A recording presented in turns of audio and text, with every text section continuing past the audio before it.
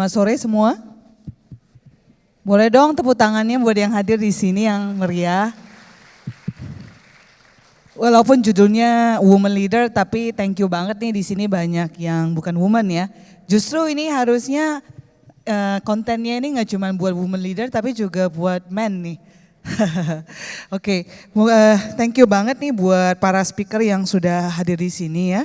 Ada Ibu Azalea ya, saya panggilnya Ayu aja ya. Ayu sebagai co-founder Duanyam sama Kreologi.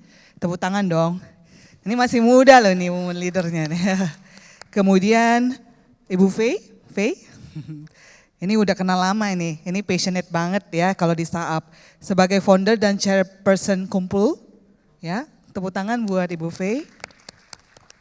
Dan tentunya sebagai Ibu Adisti Sukma sebagai Deputy Chief Editor of the Jakarta Post. Tepuk tangan dong. Jarang-jarang ketemu Chief Editor yang wanita gitu ya. Nah, pada sesi hari ini kita ingin dengar nih masing-masing dari woman leader pengalamannya seperti apa. Terus kira-kira ada gap apa nih gitu ya, dan teknologi itu bisa menjembatani gap enggak gitu ya. Saya mau mulai dulu nih dengan Faye. Boleh nggak Faye cerita dulu nih? Kan saya udah kenal Faye cukup lama ya, nggak lama-lama banget sih, tapi lumayan lama. Faye ini selalu sangat passionate tentang startup, ya. Kalau begitu dengar ceritanya tuh, wah pokoknya menarik banget deh. Tapi saya curious banget sih, kenapa sih pengen bikin Kumpul gitu? What do you see gitu ya, dan terutama saya juga dengar kamu banyak juga membina woman leader yang di startup juga gitu. Can you share with all of us? Selamat sore semua, sesudah makan siang nih ya. Semoga topiknya hari ini menarik dan terima kasih Juliana. Jadi Kumpul adalah ekosistem enabler untuk entrepreneurs. Visi kita mendemokratisasikan akses untuk orang yang mau berdaya secara ekonomi, jadi masuknya memang lewat entrepreneurs, jadi startup founders, UKM, teman-teman yang mau bikin solusi dengan bisnis model. Dan tentunya banyak berkaitan dengan teknologi, karena teknologi itu mungkin menjadi platform yang bisa sama ya mendemokratisasikan akses itu. Passionate-nya kenapa? Karena kebetulan dikasih kesempatan untuk tinggal di daerah-daerah yang bukan Jawa dan Jakarta. Jadi pernah tinggal di Maluku, pernah tinggal di Aceh, pernah juga tinggal di beberapa negara lain di luar Indonesia yang mungkin bukannya tujuan holiday ya. Jadi saya pernah di Zimbabwe, pernah di Yemen, pernah di Pakistan. Dan melihat ada gap ini. Dan Indonesia itu kan negara kepulauan terbesar di dunia loh. Jadi kita sebenarnya it's real gitu ya, gap-gapnya ini. Dan kenapa bikin Kumpul dan lewat program, yaitu salah satu cara untuk sebenarnya ada demokratisasi akses, memberikan akses dan inclusivity.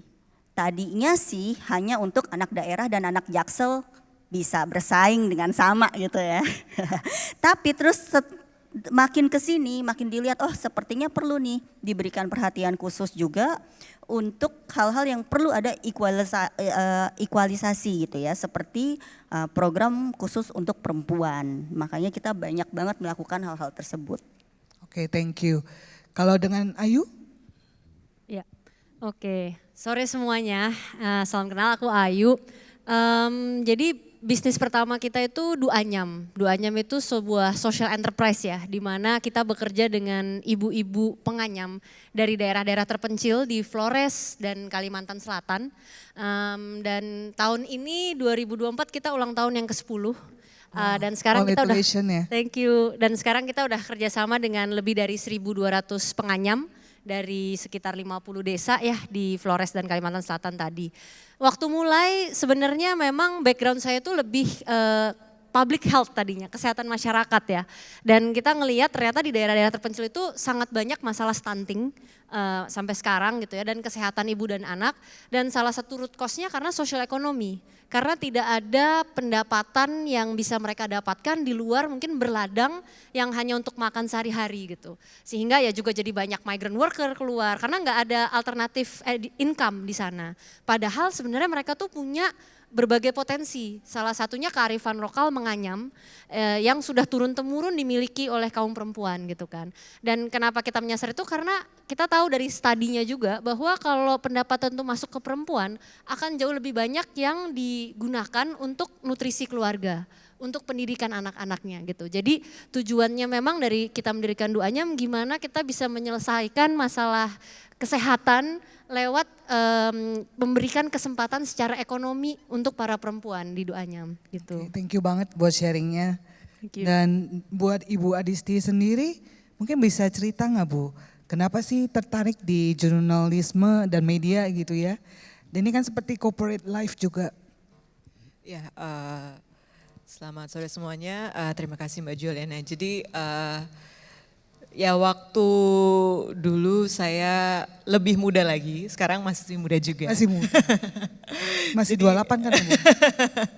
Jadi saya ada satu begitu setelah kuliah itu semacam banyak sekali idealisme, jadi pengen menjadi ya ini mungkin kedengarannya sekarang wah gitu, tapi pada saat itu begitulah yang saya pikirkan, jadi kayak saksi, menjadi saksi sejarah, saksi perubahan di Indonesia.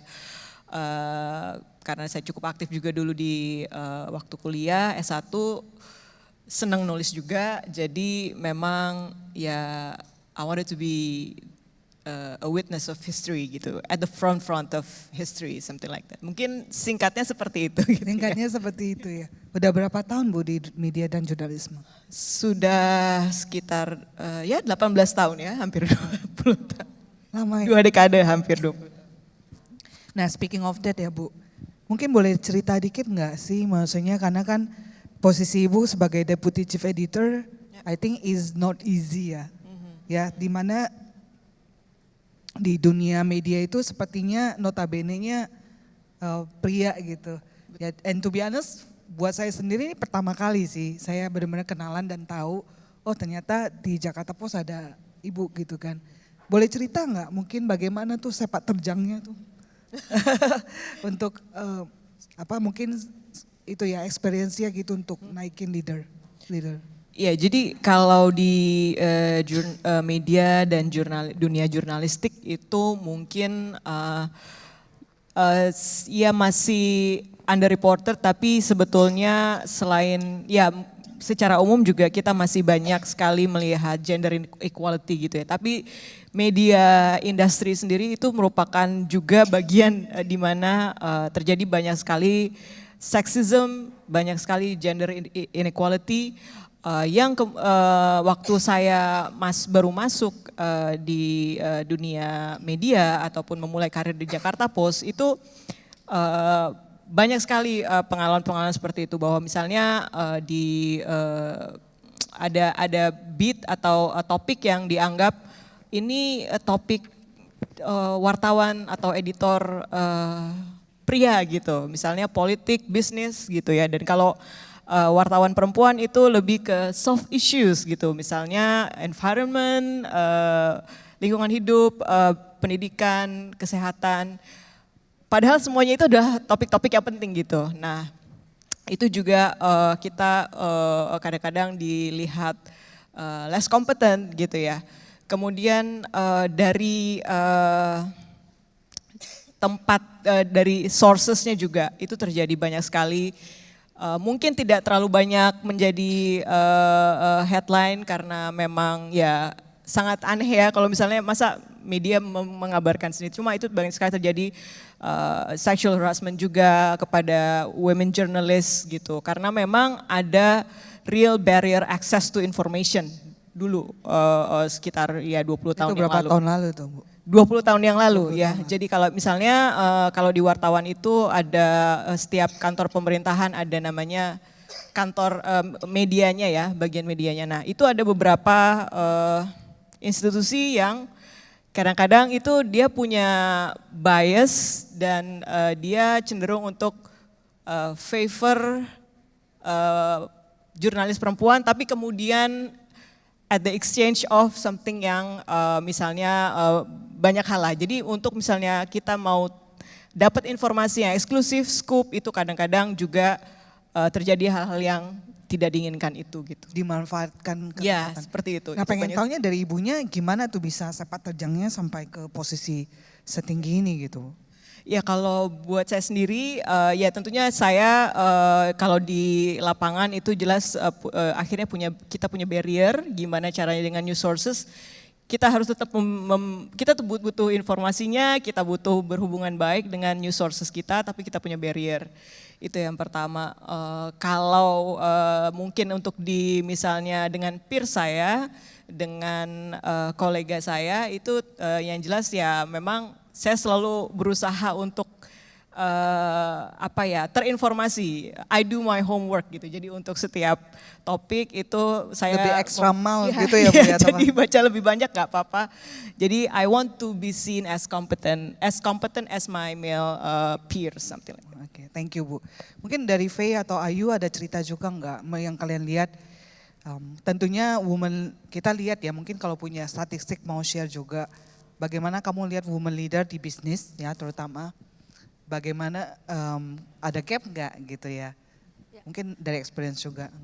Kalau dari pengalaman ya sebenarnya sih cukup privilege untuk bisa tidak langsung merasakan begitu banyak diskriminasi, tetapi pernah juga memang waktu fundraising gitu ya, salah satu investor gitu baru masuk kita nanya, oh investasinya nanti exitnya berapa lama nih?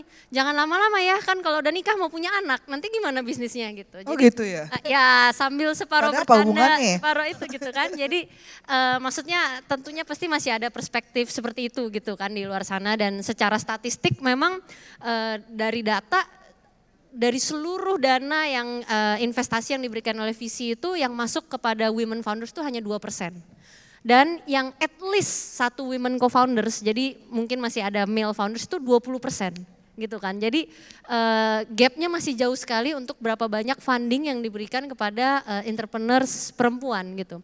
Dan salah satu yang saya juga sempat merasakan atau dapat feedback, ternyata perempuan itu kalau kita membuat proyeksi gitu, kita tuh cenderung lebih realistis. Nah ternyata kalau laki-laki membuat proyeksi itu sangat optimis gitu, fantastis. Dan si investornya itu sudah terbiasa untuk mendiskon. Jadi kalau investornya lihat, ini mah paling sepertiganya doang gitu. Nah sehingga ketika perempuan bikin yang lebih realistis, kena diskon jadi kayaknya kecil Jadi banget lebih kecil bisnisnya gitu kan. Padahal dikasihnya yang real gitu ya? Benar. Padahal kalau kita lihat datanya sebenarnya misalnya kayak pinjaman untuk perempuan gitu ya, UMKM. Kenapa? Makanya kan banyak Grameen Bank gitu kan. Itu NPL-nya lebih rendah atau non performing loans-nya lebih rendah untuk perempuan karena sebenarnya lebih hati-hati gitu. Cuma ternyata dengan dinamika yang ada tadi malah lebih sedikit funding yang diberikan. Mungkin Tapi data juga bilang bahwa kemampuan membayar dan ketepatan membayar itu sebenarnya jauh lebih tinggi dari peminjam perempuan. Jadi sekarang banyak financial institution itu mulai melihat, oh we are actually missing this group gitu ya. Dan sebenarnya ini adalah klien yang baik untuk si financial institution ini. Balik ke mungkin menanggapi aja gitu. Karena kalau dari Kumpul kita kan lebih ke platform dan programnya dan bagaimana membangun jembatan-jembatan dari si lubang-lubang ini. Jadi kita bekerja misalnya Kumpul bersama IFC yang mana venture armsnya World Bank melihat membuat feasibility studies untuk melihat bagaimana ada financial inclusion untuk women entrepreneur di titik-titik, jadi di hubs, mungkin bukan yang hanya di kota besar gitu ya. Nah, balik lagi tadi kita ngobrol ya di holding room. Iya, betul. Narasi bisnis dan kepemimpinan itu sangat maskulin dan financial institution sudah beratus beribu tahun itu created by men for men. Jadi ada beberapa kita ngomong tentang glass ceiling tadi, tapi Ya. juga ada glass wall.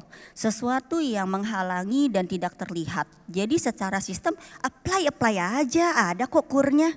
Iya. Tapi the number showed otherwise gitu. The number showed ada gap yang sebenarnya orang tuh nggak tahu ini dijembataninya seperti apa. Cara mengassess, cara mengevaluasi, dan juga ketika misalnya kita membuat suatu bisnis, bagaimana perempuan dilihat tadi ya sebagai resiko. Iya, nanti Nah. kalau tadi itu ya. Iya. Terus kalau aku mau tanya juga deh, Ayu, yes. fundernya atau investornya itu kebanyakan juga masih laki-laki kan? Betul. Nah, jadi kita juga banyak nih pasti di kalangan tech atau teman-teman startup semua gitu ya. Kadang kita juga mesti melihat how we can also create some connections atau relationships yang tadi mungkin kita dilihat sebagai kompetensi, tapi on the other hand, Indonesia is a very communal atau based on network gitu ya. Jadi ketika kita masuk ke group, sebenarnya lebih gampang juga nih untuk tap ke certain funding atau trust. Tuh. Oke, thank you banget nih. Ya, mungkin Ibu mau nambahin juga nggak Bu di dunia media dan jurnalisme seperti apa gitu? Wanita kalau ngelihat kayaknya nih kok nggak nyampe-nyampe gitu ya? Iya, kalau kalau misalnya tadi terlepas dari ya teknologi sih Mbak. Jadi terus terang teknologi itu seperti Mbak Faye juga tadi bilang mendemokratisasi akses tuh benar banget. Jadi kalau tadi traditional journalism itu sangat tergantung sama human source ya. Yang kemudian bisa men-trade itu dengan macam-macam. Ketika sekarang ada teknologi, social media, internet, semuanya itu equal gitu. Jadi women journalists can be as powerful as their male counterparts gitu ya. Jadi karena mereka kalau dengan kemampuan yang sama, mereka bisa control their platform, bisa menulis dengan ataupun mengungkapkan meliput dengan baik. Hampir tidak ada perbedaan lagi dengan male counterparts-nya. Jadi ya itu teknologi sangat berpengaruh sih. Jadi itu sebagai menurut Ibu itu justru yang teknologi itu tadi yang membantu menjempati tadi ada gap atau glass ceiling tadi ya kan? Iya betul. Kalau dulu mungkin kayaknya lebih susah gitu ya. Dengan teknologi sekarang itu karena semua orang equally bisa akses informasi yang sama. Ya tinggal yang perlu ditingkatkan aja mungkin tadi skill setnya ya.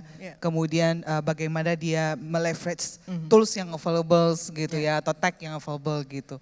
Gimana menurut Faye atau Ayu? Aku mungkin mau nambahin soal teknologi, karena teknologi ada, tetapi saya mau tanya deh, teman-teman di sini yang kerja di startup atau teknologi company, boleh angkat tangan? Oh lumayan banyak ya. Yang product development timnya banyak lebih mayoritas perempuan atau 50-50 perempuan, siapa? Cool. Kalau yang kebanyakan laki-laki siapa?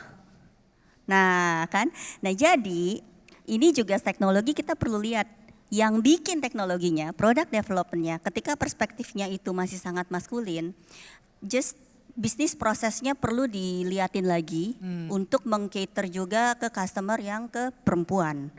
Bahkan ya, mungkin kita ngomong juga tentang teknologi yang lagi hits nih. Sekarang semua startup kalau valuasinya mau naik katanya pakai AI aja. AI juga mesti diajarin. Mungkin kita misalnya kemarin itu pernah ada yang ngetes, hey AI gitu kan ya. Tolong kasih lihat saya image a successful person gitu. Nah terus yang keluar laki-laki bapak-bapak udah lumayan berumur atau middle age, terus pakai jas gitu ya, ada kemungkinan juga ada Caucasian gitu kan. Nah itu mesti diajarin lagi, AI this is not completely correct ya kan. Successful person itu bisa perempuan bisa laki-laki, bisa juga orang Asia, bisa juga orang Caucasian, bisa juga dari suku yang berbeda gitu kan ya. Nah jadi teknologi juga perlu diajarkan. Teman-teman tahu nggak sih sampai tahun 2011 crash dummies untuk bikin mobil itu masih pakai anatomi laki-laki. Jadi perempuan itu jauh lebih besar kemungkinannya untuk injured dan meninggal di kecelakaan mobil. Karena anatominya itu tidak mempertimbangkan hal-hal tersebut. Jadi letaknya si seat belt, letaknya si airbag gitu ya. Nah hal-hal seperti ini ketika teman-teman di startup, di product development, kenapa ada pentingnya empowering female leaders dan representasi leaders dan leadership dan juga bisnis proses yang counting into gender gitu ya. Itu sebenarnya ada terakumulasi nih nanti di area customer juga.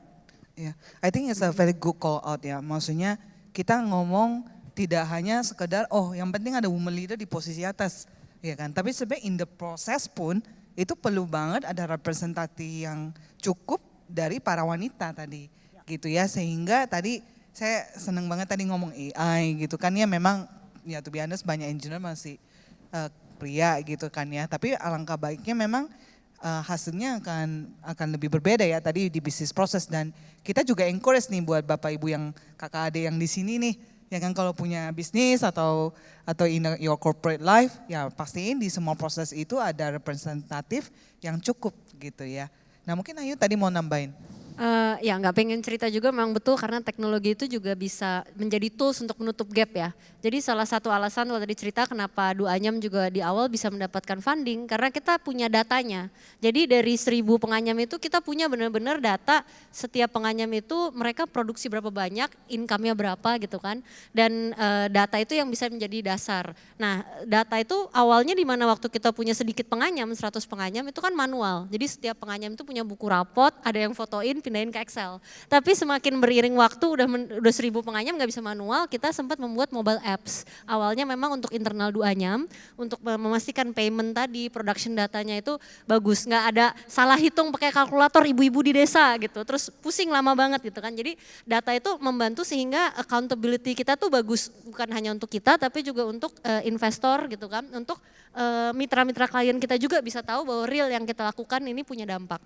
Dan dari pengalaman itulah sebenarnya mobile apps kita ini kemudian menjadi dasar kita membuat sister company yang namanya Krealogi gitu. Di mana kita membuka teknologi dan sistem yang dibuka Duanyam ke lebih banyak UMKM untuk mereplikasi. Di mana lebih dari 10.000 UMKM yang sudah mengikuti program edukasi kita dan juga menggunakan aplikasinya. Dan 65% dari 10.000 itu adalah perempuan. Karena kebanyakan memang UMKM di Indonesia ya dari kuliner, kria dan fashion memang masih perempuan gitu. Inilah yang kita harapkan.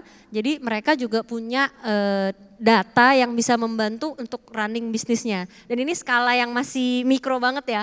Mungkin kalau sudah naik kelas dari mikro ke kecil atau menengah bisa pakai yang lebih terintegrasi gitu ya. Seperti ya. Mekari yang kebetulan kita juga klien dari 8 tahun yang lalu gitu kan. Yang membantu kita punya data yang lebih baik gitu.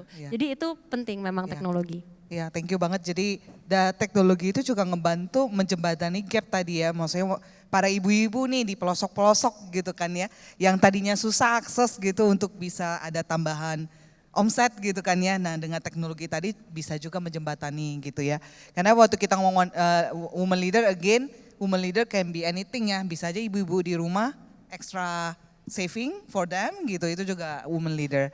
Oke, lastly ya, mungkin masing-masing boleh share nggak? Kira-kira menurut ibu-ibu di sini nih, apa nih 1-2 hal yang kita baiknya lakukan gitu ya? Atau pesan sponsor nih buat para woman leader di sini, not just woman leader ya, aku bilang semua audience di sini lah ya. Either maybe dari programs atau anything yang menurut kalian gitu yang ayo harus melakukan ini nih. Gitu, mungkin boleh nggak masing-masing? Kita mulai dari Faye dulu deh. Padahal lagi mau mikir. Baru mau mikir ya, udah langsung ditembak. Oke, apa yang kita lakukan representasi masih sangat penting. Jadi mungkin tadi betul ya, kebanyakan UKM, kebanyakan yang menggerakkan bisnis on the ground itu masih perempuan, tetapi itu untuk level mikro dan kecil memang 50-60% perempuan. Begitu naik ke level menengah itu 30%, naik lagi ke level yang besar itu kurang dari 10%. GDP kita Indonesia itu hanya 9,1% yang disumbang oleh perempuan. Jadi representasi secara leader, secara kayak pimpinan bagian atau misalnya yang memimpin tim itu masih sangat penting. Karena di level korporasi pun yang masuk misalnya sekitar 64% itu perempuan dari level entry. Tetapi yang bisa climb up seperti Mbak Adisti nih gitu ya di level leadership itu cuma 25%. Nah representasi ketika ini menjadi semakin merata bukan cuma numbers perempuan laki-lakinya tetapi juga tadi yang seperti kita bilang gender indicatornya, bisnis prosesnya gitu ya. Dan ini yang berusaha kita push dari program-program yang memang secara spesifik mendukung perempuan entrepreneurs. Jadi ada sesuatu yang lebih spesifik di sana. Seperti tadi bukannya berarti harus di-inflate gitu ya untuk realistis ini itu, tapi juga bagaimana menjawab ketika misalnya investor bertanya sesuatu gitu kan. Nah, sync apa yang diharapkan oleh dunia yang saat ini mungkin narasinya masih terlalu maskulin gitu ya, dan bagaimana kita bisa menavigasi menjalankan leadership dan bisnis di era teknologi ini. Kita mungkin kadang ini jadi pengen komen dikit ya. kadang sebagai woman leader itu suka dilemanya, kalau kita agak maskulin dibilang kita bossy gitu ya. Tapi kalau nggak maskulin kayaknya kayak nggak kelihatan kayak leader katanya. Terlalu lembek katanya gitu ya, jadi serba salah gitu ya. Jadi curcol dikit kita. Oke, mungkin Ibu mau ini pesannya apa nih? Iya, mungkin yang aspiring women journalists mungkin ya be competent in what you do, and now almost there's no barriers to journalism excellence karena tadi teknologi udah maju banget, master the skills in writing, in technology, dan you're gonna be the best. Itu yang pertama. Yang kedua, untuk mungkin kita para leaders mungkin harus lebih banyak mentoring, coaching yang mid level itu ya, editors, journalists, untuk bisa level up gitu. Jadi kita membantu mereka untuk level up. Itu aja. Oke, thank you. Lastly dari Ayu. Ya, setuju, coaching penting banget ya, dan mungkin pesan aja buat future women leaders gitu kan. I think salah satu masukan yang pernah saya dapat tuh juga don't be afraid to ask gitu. To ask for help, to ask question, to ask for networking, to ask more in fundraising. Just don't be afraid to ask gitu, karena we deserve that. Oke, thank you banget. Ya, mungkin boleh saya mau nutup sedikit ya. Untuk women leader tadi kita udah dengar ya bahwasannya contoh nih sukses women leader yang ada, dan is facts bahwasannya memang representasi wanita baik di posisi leaders ataupun di bisnis proses tertentu itu masih lebih dikit gitu ya. Tapi itu adalah our all contribution ya supaya make it successful. Terus kedua tadi kita ngomong teknologi itu sebenarnya membantu banget untuk menutupi gap tadi. Ya, jadi artinya wanita, para teman-teman yang wanita pun kamu punya starting point yang similar. Karena information access is there, ya teknologi is there gitu. Nah lastly tadi ya dengan semua values yang ada, kita call out, be confident, be yourself gitu ya. Kemudian don't discount yourself, ask more. Jangan sungkan, kadang wanita suka begitu ya, agak-agak sungkan gitu ya.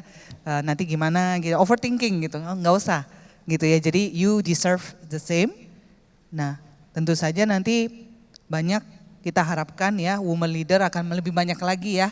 Kita harapkan terutama di Indonesia ini.